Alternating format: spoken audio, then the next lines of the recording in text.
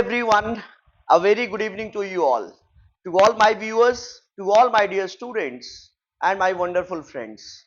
I am Avinash and I am here with the update coming from straight from Bombay High Court. Bombay High Court in a landmark decision has given a very important judgment. Bombay High Court has said that criminalization of romantic relations has overburdened the courts. Criminalization of romantic relations has overburdened the courts and it reverses the conviction for sex with 17-year-old. बात को पहले आप समझिए. एक case होता है Ashiq Ramzan Ansari versus state of Maharashtra and others. एक लड़का है जो कि 20 साल का है और लड़की जो है वो 17 साल 364 दिन की है. 17 साल 364 दिन की है, लेकिन क्योंकि 18 साल पूरा नहीं हुआ है और कंसेंसुअल सेक्सुअल इंटरकोर्स हुआ और ट्रायल कोर्ट पॉक्सो में protection of children from sexual offences act उसको गलत मानता है और उसको लायबल ठहराता है, उसको कन्विक्ट कर देता है. बॉम्बे हाई कोर्ट उसको एक्विट करता है. बॉम्बे हाई कोर्ट ने जो लाइन बोला वो बड़ा ही इंपॉर्टेंट है. बॉम्बे हाई कोर्ट ने यह कहा कि the age of consent for sex should be re-examined under the Indian penal code and POCSO, that is protection of children from sexual offences act. It should be re-examined because a large number of cases are coming before the courts in which there has been consensual sexual intercourse wherein the girl's age have been below 18 years. मैं आपको हिंदी में बता रहा हूं कि Bombay high court ने ये बोला कि जो एज ऑफ कंसेंट है, आप जानते हैं कि अगर 18 साल से नीचे है एज तो ये रेप होगा आईपीसी के तहत. तो बॉम्बे हाई कोर्ट ने बोला कि इसको री एग्जामिन करना चाहिए क्योंकि बहुत सारे केसेस कोर्ट में आ रहे हैं जिसमें कि 18 साल से कम उम्र की लड़की है लेकिन कंसेंसुअल सेक्सुअल इंटरकोर्स हुआ है, तो आप उसमें उसको लायबल लड़का को नहीं कर सकते.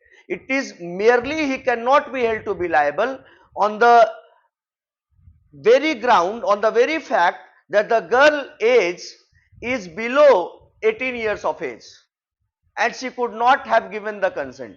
What Bombay High Court held that it is becoming overburdening on the courts, on the police system and on the child protection system. It is said they are overburdened with all these kinds of cases.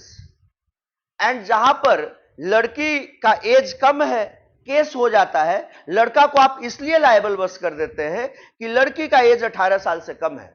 लेकिन जब लड़की hostile हो जाती है, जो charges लगे थे लड़के के अगेंस्ट में, उसके अगेंस्ट में वो खड़ा हो जाती है. she becomes hostile witness and she goes against the charges which have been labeled against the accused.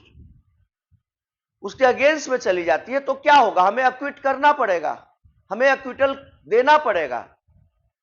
तो इसी के कारण से बॉम्बे हाई कोर्ट ने बोला कि क्रिमिनलाइजेशन, ये बड़ा इंपॉर्टेंट जजमेंट है, criminalisation of romantic relationships have overburdened the courts. अब now the legislature should look into it. It's high time that की the age of consent should be re-examined under the IPC and under the POCSO, क्योंकि बहुत सारे cases आ रहे हैं, एक case नहीं आ रहा है और हमारा पूरा टाइम उधर ही चला जा रहा है, समय की बर्बादी हो रही है. और लास्ट में होता भी है कि हम लड़का को तो जेल भेज दिए, इसी केस में ट्रायल कोर्ट ने जेल भेज दिया, कन्विक्ट कर दिया, लेकिन हाई कोर्ट ने रिवर्स कर दिया.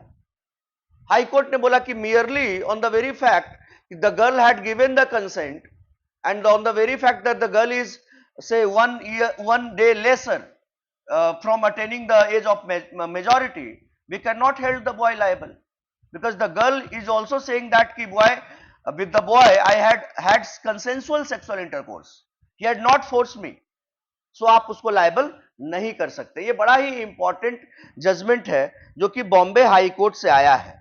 बात समझ रहे हैं? I hope that I have cleared the point, right? Guys, stay tuned with our channel on our YouTube channel, that is India's biggest law learning platform, that is on the YouTube channel of Chanakya Judicial Academy and Chanakya CLAT classes, for all the legally relevant updates and for all the conceptual clarity on the legal issues, on the legal topics, on the law topics. Thank you everyone. Jai Hind, Jai Sri Ram.